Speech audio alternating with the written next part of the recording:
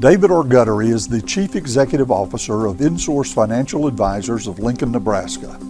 David Guttery and Seth Edgell are financial advisors who represent Emeritus Investment Company, LLC, and Emeritus Advisory Services.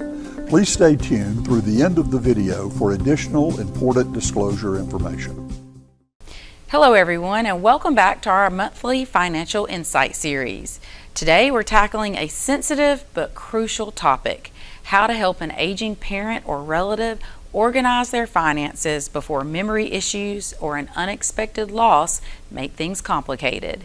Joining me is Seth Edgell from inSOURCE Financial Advisors. Seth, thanks for being here. Thanks for having me. I know this conversation can feel uncomfortable, but taking the time to get organized early can spare families enormous stress later on. When you approach this while your loved one is still sharp, you avoid frantic searches for documents, missed bills, or disagreements among relatives because everyone understands the wishes of the person at the center of it all.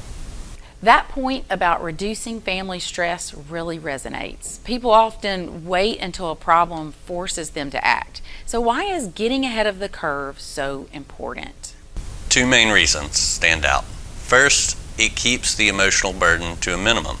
Imagine you're grieving a parent and suddenly discover you can't locate the life insurance policy or deed to the house.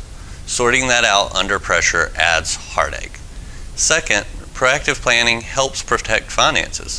When documents are filed, accounts are consolidated, and responsibilities are clear, money doesn't slip through the cracks. No insurance policies lapse, no dividend checks go uncashed, and no forgotten accounts sit idle. Well, that makes sense. To bring this to life, could you walk us through a hypothetical scenario?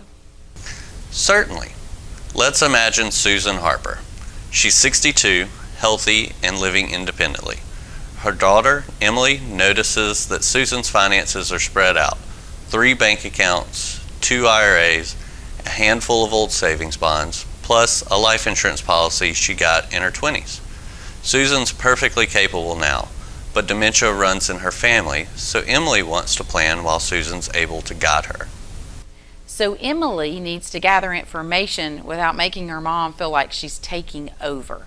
So how does she start? A calm, respectful conversation works best. Emily might say, "Mom, you handle things so well, but if you were ever in the hospital or just wanted a backup, I'd like to know how to pay the bills and keep things running." Framing the conversation as support rather than control keeps everyone on the same team. Once they agree to share information, what should Emily and Susan gather first? Begin with a master list of every account and document: bank and investment accounts, recurring bills, insurance policies, and any safe deposit boxes.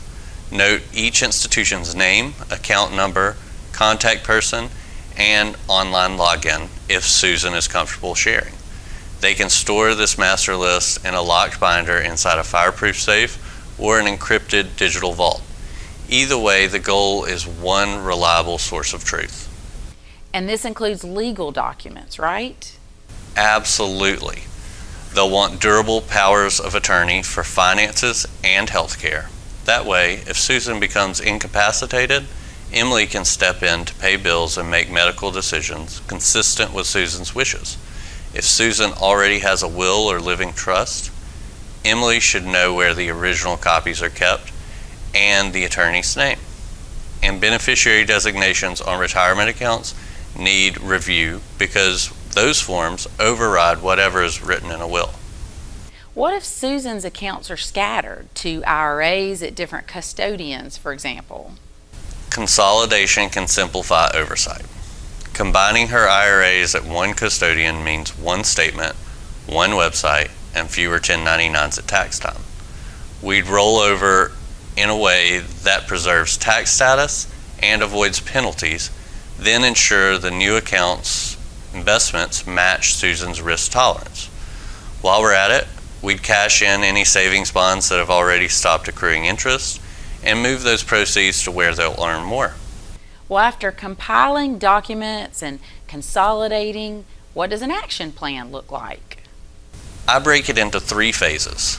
In the first few weeks, compile documents, name trusted contacts, and draft powers of attorney. Over the next quarter, consolidate duplicate accounts, automate recurring bills so utilities, insurance premiums, and taxes can't be missed, and align all beneficiary forms. Over the next year, revisit long-term care insurance and tweak investments as Susan edges closer to retirement or her risk profile changes. Well, you mentioned long-term care insurance. How does organizing ahead of time help if Susan's health deteriorates quickly? If we have the powers of attorney in place and a single point where all the key documents reside, Emily can immediately take over. Bills continue to get paid. Investments stay managed instead of frozen. Doctors follow Susan's healthcare directive, so Emily isn't forced to guess what her mom would want. And because their finances are organized, they're less likely to be targeted by scammers who prey on confusion. Are there tax or estate strategies Emily and Susan should be thinking about while everyone is healthy? Definitely. For instance, if Susan's income dips in a given year, converting part of her traditional IRA to a Roth could make sense. If she wants to help Emily with a home down payment, gifting stock with low basis now might save capital gains tax overall, especially if Emily is in a lower tax bracket.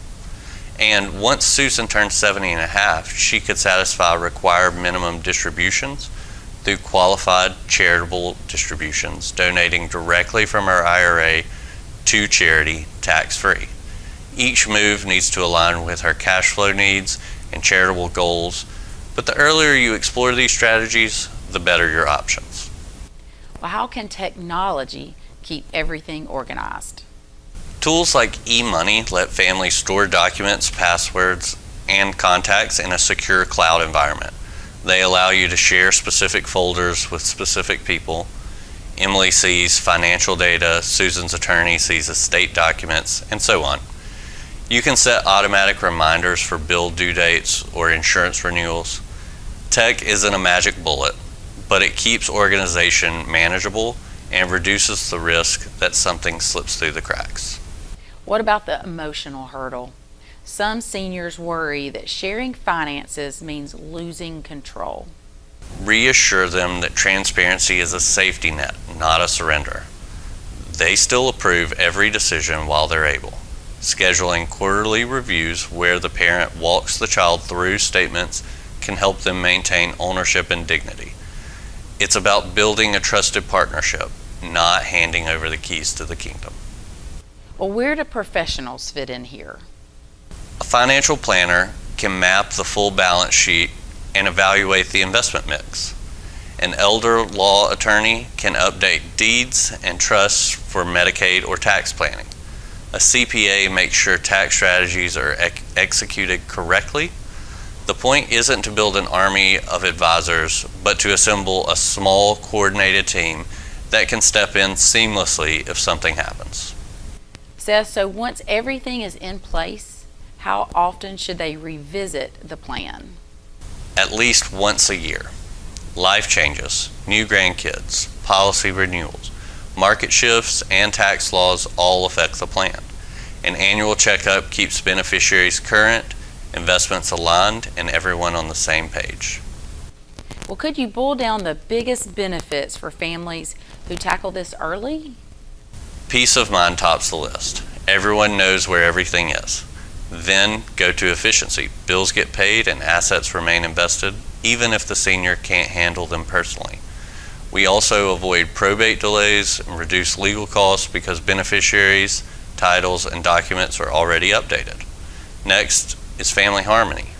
Clear instructions mean fewer sibling disagreements. Lastly, fraud prevention. A well-organized financial picture is harder for scammers to exploit.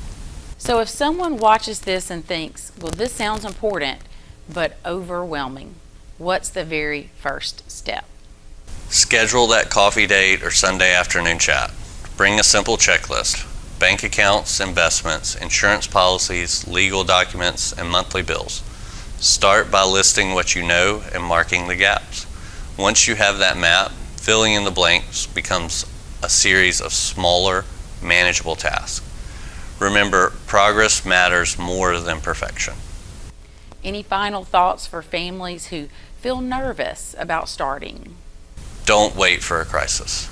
Each small step, listing an account, completing a power of attorney, automating a bill, builds resilience. Approach the conversation with empathy and curiosity. Ask how your loved one wants to be cared for, and let that guide the plan. Your future self and your loved one will both be grateful you started early. Well, Seth, thank you so much for these practical insights. And thank you to our viewers for joining us. If you have any questions or need further resources on organizing a relative's finances, feel free to reach out, and we'll see you next time. But for additional information, Seth may be reached through the means listed upon the following screen.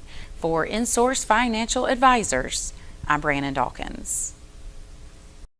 David Guttery and Seth Edgell independently offer securities and investment advisory services through Emeritus Investment Company, LLC, member FINRA, SIPC, and Emeritus Advisory Services. Information provided in today's segments is gathered from sources believed to be reliable. However, its accuracy cannot be guaranteed and should not be interpreted as tax or legal advice. Any performance stated is past performance and is not indicative of future results.